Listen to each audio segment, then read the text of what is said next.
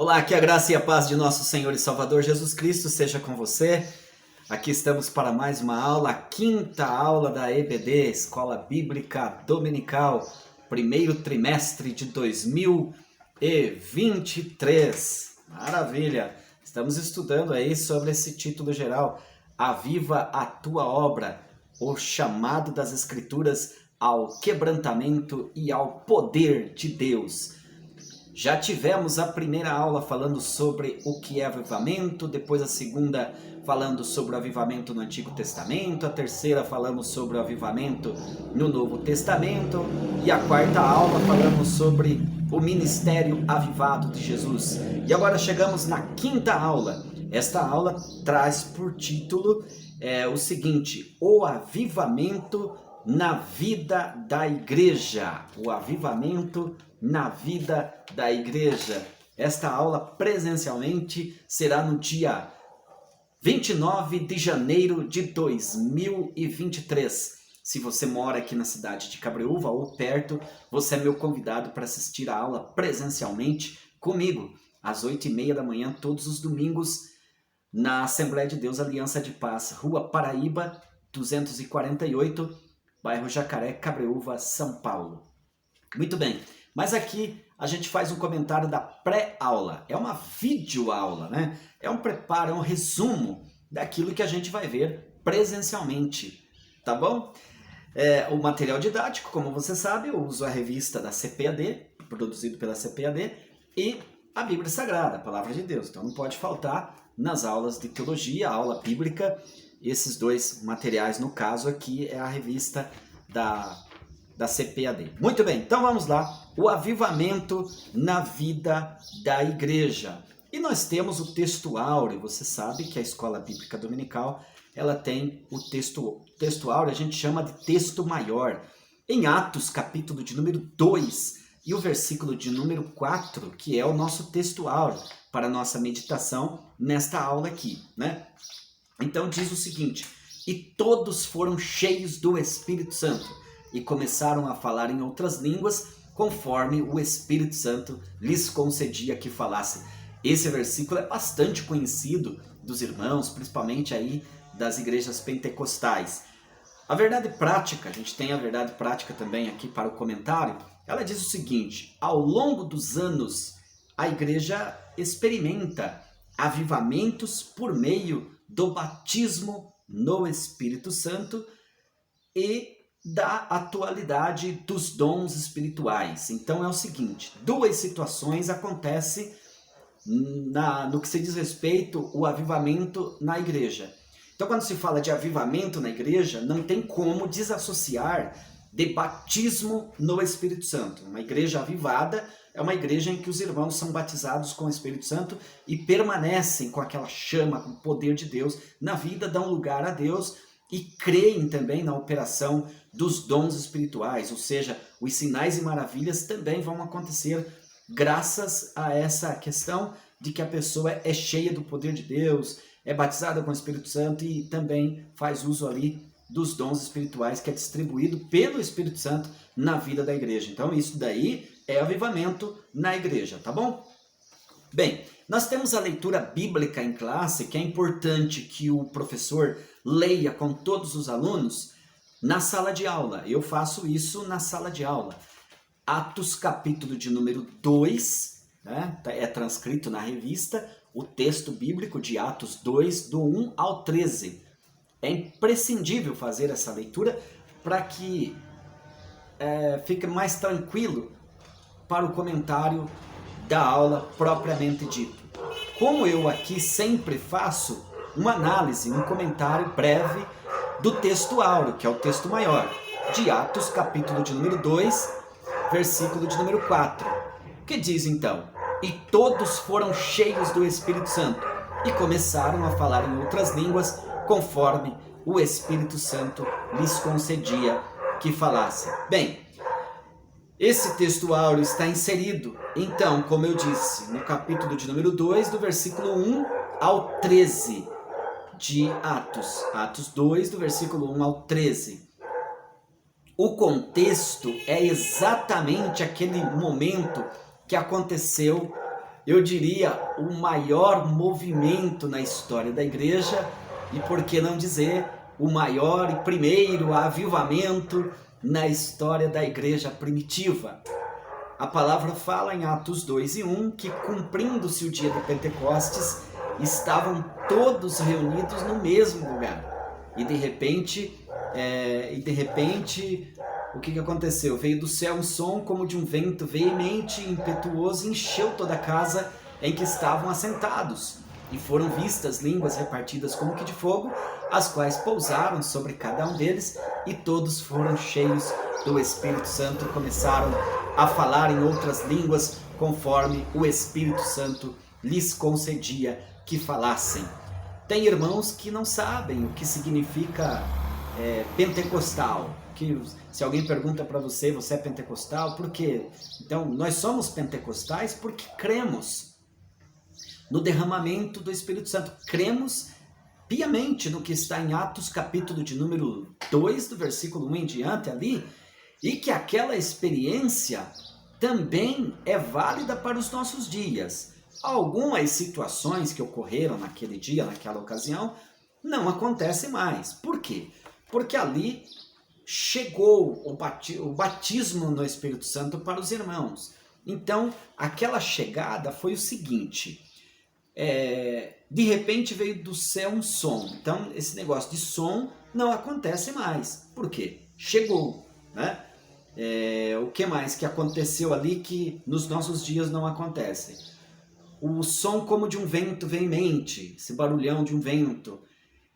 As línguas repartidas como que de fogo. Não confunda com o final do versículo 4, que diz: começaram a falar em outras línguas. Essas línguas são línguas sobrenaturais que os irmãos passaram a falar. Só que antes, no versículo 3, mostra que foram vistas a olho, vistas, línguas repartidas como que de fogo.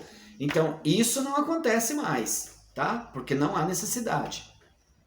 Porém, o que acontece, e nós pentecostais cremos assim, é que eventualmente alguns irmãos vão recebendo aí o batismo no Espírito Santo. Eles continuam orando, se consagrando, se preparando e eventualmente o batismo no Espírito Santo chega na vida dele, como por exemplo chegou em mim. Eu sou batizado com o Espírito Santo. Mas essa experiência é bíblica, porque está no próprio livro de Atos, capítulo de número 2, no versículo de número 39, Pedro falou essa palavra. Ele disse o seguinte: olha, essa promessa diz respeito a vós, a vossos filhos e a todos os que estão longe e a tantos quantos Deus nosso Senhor chamar. Então, se você foi chamado para a salvação, Deus te chamou, essa promessa é para você. Mas a gente é bom trabalhar com a própria palavra de Deus. Depois desse fato aqui, muitos anos depois, um bom tempo depois, Pedro está pregando na casa de Cornélio. Cornélio creu no Evangelho e a família de Cornélio também. E o Senhor batizou a família de Cornélio. Batizou Cornélio e batizou a família. E os irmãos falaram ali em línguas estranhas. Olha que interessante. Mas alguns anos depois, a gente vai ver no capítulo 19 de Atos, novamente essa experiência. Tanto é que já tinha crentes lá. Os irmãos já estavam servindo ao Senhor. E Paulo perguntou para eles: vocês já receberam o Espírito Santo? Ou seja, ele estava querendo dizer se eles tinham recebido o batismo, o revestimento de poder. Eles acabaram dizendo que não sabiam disso. E aí Paulo certamente explanou ali sobre o assunto, orou por eles e eles foram batizados no Espírito Santo porque falaram em línguas estranhas, tá?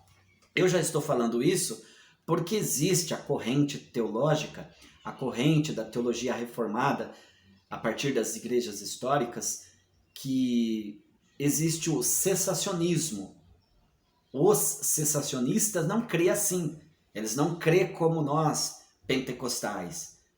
São crentes direitinho, acreditam na salvação, até acreditam no Espírito Santo, mas eles não têm a fé, eles não têm condições de assimilar, de entender que aquela experiência que aconteceu em Atos 2 também é para os nossos dias. Mas a gente vai ver com detalhe já aí no comentário. A questão é que às vezes algumas pessoas confundem também se o Espírito Santo não estava e chegou ali. Ora, é o seguinte, o Espírito Santo é uma pessoa, o Espírito Santo é a terceira pessoa da Trindade, não é uma substância. O Espírito Santo já estava na vida dos irmãos. O que aconteceu ali é que eles foram cheios do Espírito Santo, ou seja, eles foram revestidos de poder. Quando eles aceitaram o Senhor Jesus, chegaram para a salvação, eles foram vestidos. Mas quando eles receberam ali, eles receberam, se eu aqui colocasse um paletó, então eu estaria sendo revestido. Se eu estou de camisa, eu estou vestido. Se eu coloco um paletó ou um casaco, eu estou sendo revestido. Na salvação é a mesma coisa. Você foi vestido com as vestes de justiça. Naturalmente, o Espírito Santo chegou para você no momento. Aliás, já é o Espírito Santo que trabalha no processo da salvação. É ele que convence o homem do pecado, da justiça e do juízo.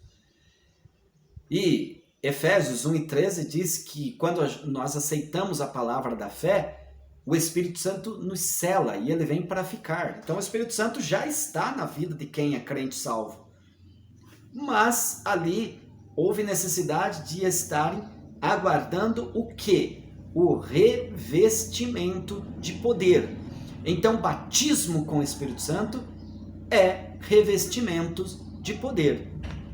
E é para todos os crentes. Na verdade, alguns não receberam ainda, outros já partiram para a eternidade sem receber. Partiram salvos, porque simplesmente não receberam o revestimento de poder. Muito bem, então, feito aí essas considerações sobre Atos 2, versículo 4, onde está o texto áureo, vamos entrar aqui no assunto propriamente dito. Na introdução da nossa aula diz o seguinte: então nos primórdios da igreja, o povo de Deus era avivado e caminhava sob a direção do Espírito Santo. Nos primórdios da igreja, no começo da igreja, a igreja era avivada porque ela andava debaixo ou sob a direção do Espírito Santo. Bom, nesta aula aqui, a gente vai ver o papel do enchimento que o Espírito Santo faz na vida do crente, que ele fez na vida dos crentes primitivos e o que isso trouxe de resultado, principalmente o dinamismo. A gente vê um dinamismo da igreja sob a direção do Espírito Santo, muitas maravilhas acontecendo, muitos prodígios e a igreja crescendo. Então é isso que a gente analisa aqui. Bom, no primeiro tópico da nossa aula, fala o seguinte: o batismo no Espírito Santo e o público-alvo. A grosso modo, é o seguinte: para quem é o batismo no Espírito Santo e quais são as condições para receber? Eu já falei que é para todos, como está em Atos 2:39, está claro ali. A promessa vos diz respeito a vós, a vossos filhos, a todos os que estão longe e a todos quantos Deus nosso Senhor chamar. Então a promessa é para todos, em Atos 2:39. Porém, existem algumas condições, mas a gente já viu também as condições. A primeira condição é ser salvo. Então a pessoa não recebe o batismo com o Espírito Santo para ser salvo, mas ele recebe porque é salvo. Então os irmãos ali já eram salvos. Você concorda? O apóstolo Pedro, que pregou depois, era crente, salvo, servindo ao Senhor Jesus. Mas ele recebeu o poder do Espírito Santo. Então, a primeira condição para receber o batismo é passar pela experiência da salvação. Crer no Evangelho, se arrepender dos seus pecados e tal. E aí já tem a salvação, tem o Espírito Santo. Tem o Espírito Santo, não tem o batismo, que é o que está em Efésios 1:13. Creu na palavra, creu na pregação, aceitou a fé, recebeu o Espírito Santo como selo. Porque selo não tem nada a ver com batismo, com o Espírito Santo. Então tem pessoas que confundem. Ah, fulano foi selado. Não, selo não é batismo. Selo acontece quando a pessoa aceita Jesus como Salvador, aceita a palavra. Então a primeira condição é ser salvo. A segunda condição é ser obediente, porque a pessoa recebe a Cristo, recebe a palavra, dá lugar ao Espírito Santo, que então está na vida dele, e ele passa a obedecer. O fato dele obedecer a palavra significa que ele já produz frutos. Aliás, fruto. Ele já produz o fruto, como está em Gálatas 5:22. O Espírito Santo estando na vida de uma pessoa, vou ler aqui para você, pode conferir na sua Bíblia. Gálatas 5:22. Diz o seguinte: mas o fruto do Espírito é o quê? Caridade, gozo, paz, longanimidade, benignidade, bondade, fé, mansidão, temperança. Entende? Então, o fruto do Espírito tem algumas características. Quando a pessoa obedece ao Senhor, obedece à palavra, obedece ao Espírito Santo, ele produz essas características aqui, que é o fruto do Espírito. Bastante interessante. Então, essa pessoa, essas são a condição para receber o revestimento de poder. Em terceiro lugar, é se santificar. Lógico que essa santificação também é na medida que a pessoa está dando lugar à voz do Espírito, procurando obedecer à voz do Espírito Santo, produzindo fruto, ele está se santificando com a ajuda do Espírito Santo, que é o que está em Hebreus 12:14. É necessário essa santificação. Se a pessoa não se santificar, não der lugar a Deus para que ele viva a santificação, não vai ver a Deus. Hebreus 12:14 diz: segui a paz com todos e a santificação, sem a qual ninguém verá o Senhor. Então é muito sério essa questão. Eu falei então das 3 condições para receber o batismo no Espírito Santo. Primeira, ser salvo. Segunda, produzir frutos. Produzir fruto, aliás. Terceiro, se santificar. Muito bem. O subitem de número 2 do tópico de número 1 fala, então, ele reafirma que a promessa é para todos os salvos. Bem, então os primeiros a receberem essa manifestação sobrenatural do Espírito Santo foram os discípulos que estavam ali no cenáculo, como a gente já viu. Salvos, eles se reuniram no cenáculo para obedecer o que Jesus tinha dito a eles no capítulo de número 1, verso 12 a 14, mostra que eles estavam no cenáculo. E eles esperavam o cumprimento da promessa que Jesus falou no versículo 4 e 5, capítulo 1, verso 4 e 5 de Atos, e precisamente o versículo de número 8. Ali Jesus foi pontuando e disse: olha, vocês fiquem em Jerusalém, vocês vão ser batizados com o Espírito Santo não muito depois desses dias. Verso 8, Jesus disse: mas recebereis sobre vós o Espírito Santo, há de vir sobre vós a virtude, o poder sobre vocês, poder, né, sobre vocês, e vocês, a partir de então, vocês vão ser testemunha. Por que eu preciso de poder? Por que eu preciso do revestimento do Espírito Santo? Por que eu preciso da virtude? Por que eu preciso do batismo? Só para falar em línguas estranhas?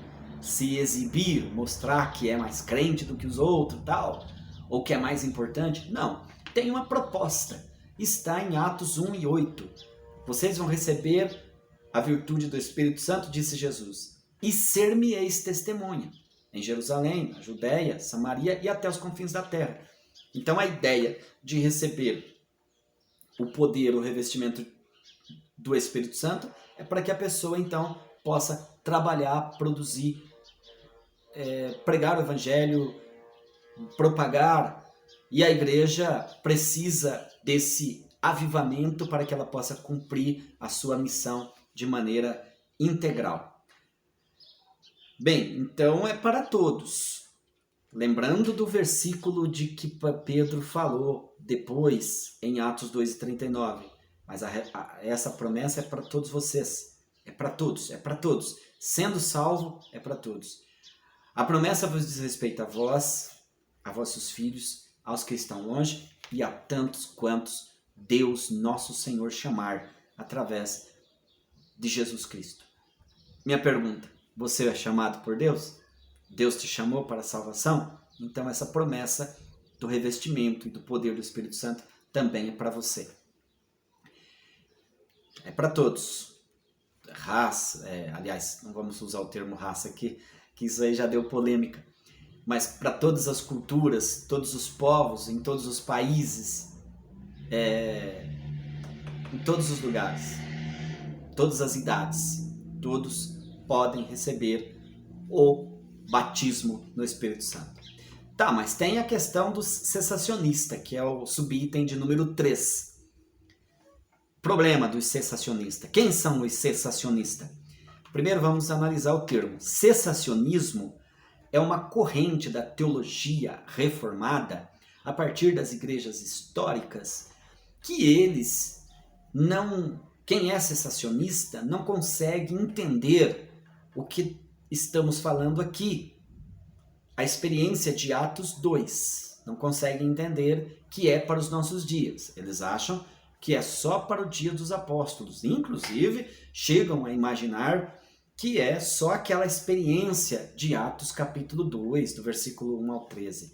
Isso é um engano, porque, como eu já citei aqui, pouco tempo depois, Pedro vai na casa de Cornélio, está pregando o evangelho, Cornélio creu na palavra, e os que estavam na casa foram batizados com o Espírito Santo.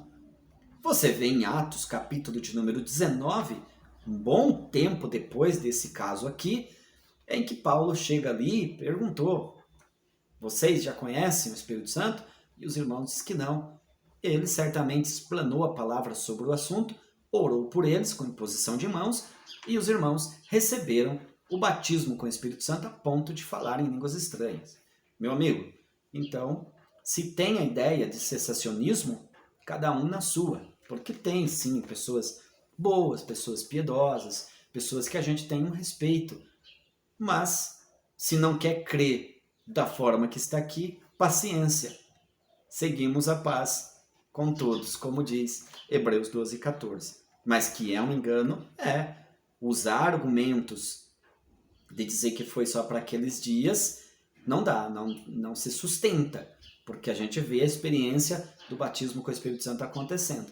E outra, é bom que se diga que Atos dos Apóstolos, embora tenha 28 capítulos, mas o capítulo 29 é escrito por nós pelo desenvolvimento da igreja. Então, o avivamento continua acontecendo, muitos irmãos são batizados com o Espírito Santo nos nossos dias, sim. Os pentecostais, portanto, como pentecostais que somos, afirmamos o batismo no Espírito Santo com evidências físicas de falar em línguas estranhas. O irmão recebeu o poder, falou em mistério, falou em línguas estranhas, recebeu o batismo com o Espírito Santo e que fica apto agora para também ser usado através dos dons espirituais. Essa realidade espiritual perpassa todas as épocas, chegou até nós. Então, resumindo esse primeiro tópico aqui, o batismo no Espírito Santo e o seu público-alvo, para quem é? Quais são as condições? Questão do cessacionismo. A promessa é para todos. O batismo no Espírito Santo é um chamado para todo crente. Para todo crente experimentar esse dom celestial. Agora, tem alguns que até hoje não receberam. Tem muitos que já partiram dessa vida para outra, não receberam. Então, uma coisa não tem nada a ver com a outra, mas são salvos.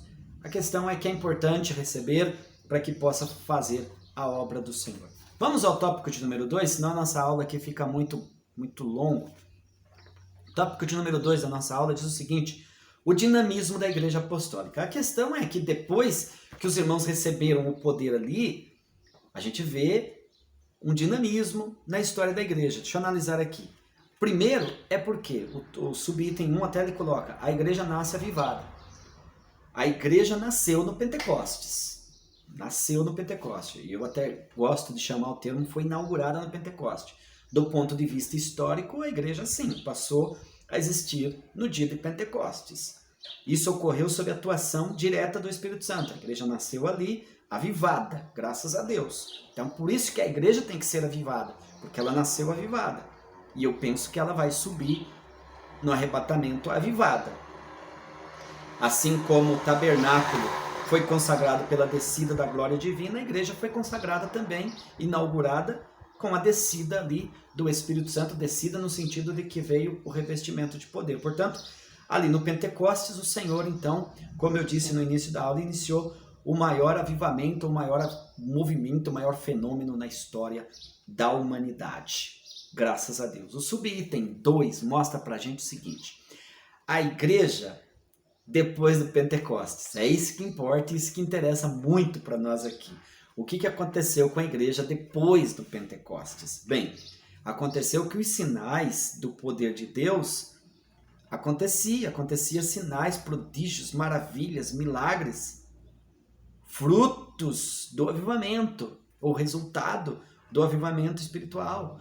Então, após o Pentecostes, a igreja apostólica pregava, sabe, na autoridade do nome de Jesus. Você vê Pedro, mesmo ali em Atos capítulo 2, depois do versículo 14 em diante. Pedro se coloca de pé e começou a pregar, e a Bíblia diz que quase 3.000 almas aceitou ao Senhor Jesus, se converteu. Depois ele prega, tem mais ali, quase 5.000 almas e por aí vai.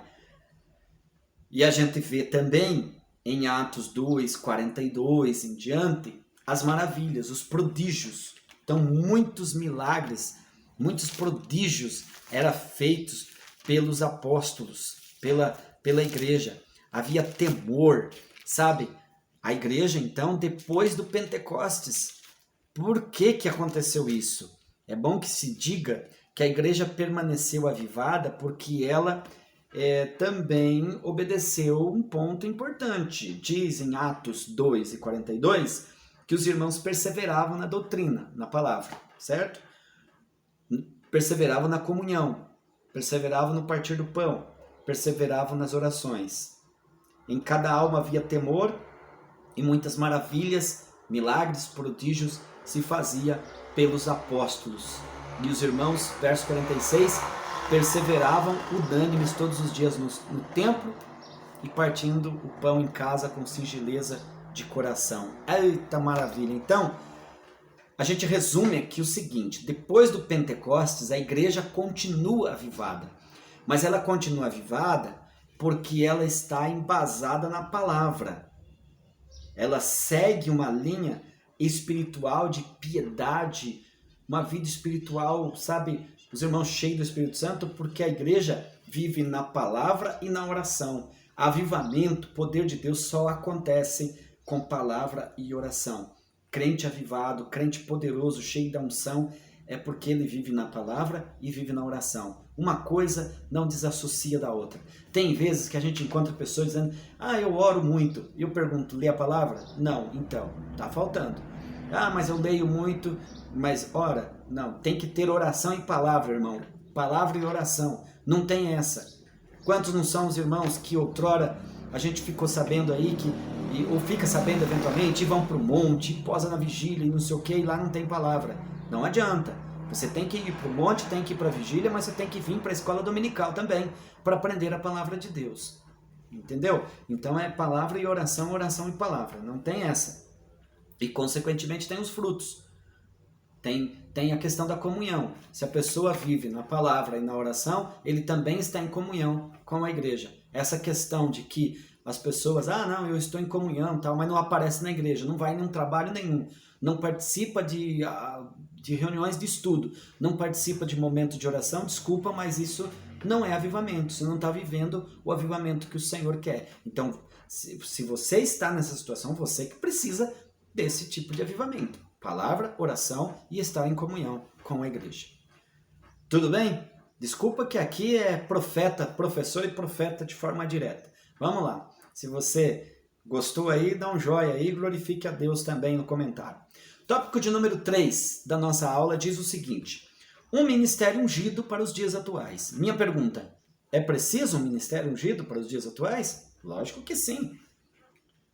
Subitem 1 fala aqui na unção do Espírito. Na unção do Espírito. A pregação cristã, no modelo da igreja primitiva, ela deve ser acompanhada de poder. Porque uma pregação que não tem poder, que não tem maravilha, está faltando. Os sinais têm que ser manifestos através de salvação de vidas, através de expulsão de demônios, de curas de enfermidade, para cumprir o que Jesus falou em Marcos capítulo de número 16 e versículo 18. Lembra que Jesus disse, ide por todo mundo pregar o evangelho a toda criatura. Você tem que ir pregar, mas pregar como? Pregar com palavra, com unção, com oração, com jejum, com consagração. E estes sinais seguirão aos que crerem. Estes sinais seguirão aos que crerem. O que vai acontecer com uma pregação ungida? Diz então em Marcos 16 e 18. Jesus disse assim, pegarão nas serpentes, se beberem alguma coisa mortífera, não lhe fará dano algum. E porão as mãos sobre os enfermos e os curarão. Que pregação é essa, irmão? Que a pessoa prega e o enfermo entra doente na igreja e sai doente. As pessoas estão com espírito mal, continuam com espírito mal, não tem uma manifestação, não tem ninguém que é liberto. Então fica difícil. O ministério ungido, o pregador que está na unção do Espírito, demônios têm que ser expulsos, enfermidades precisam desaparecer, enfim. É o que acontecia com a igreja. E isso porque não é o pregador que faz, mas é Jesus que faz. Porque ele autentica, ele carimba, ele garante. O tópico de número 2 aqui fala o seguinte, o ministério ungido, ele é autenticado por Deus. Um ministério ungido não se desenvolve apenas por intermédio. Se a pessoa for ficar com ideia, eu falo bonitinho, eu tenho aí milhares de pessoas que me seguem no canal do YouTube e tal, aquela coisa toda, leio tantos livros, tantas formações de teologia, isso aí não muda nada, irmão. Isso aí é importante, é necessário.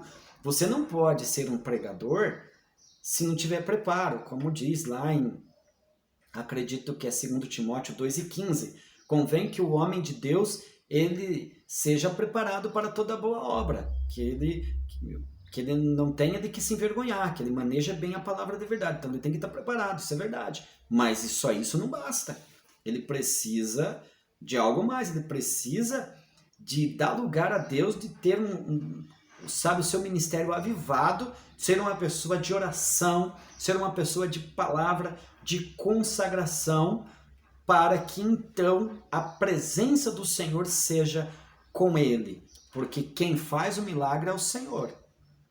Aí o Senhor coopera, como diz que ele cooperava em Marcos 16 e 20.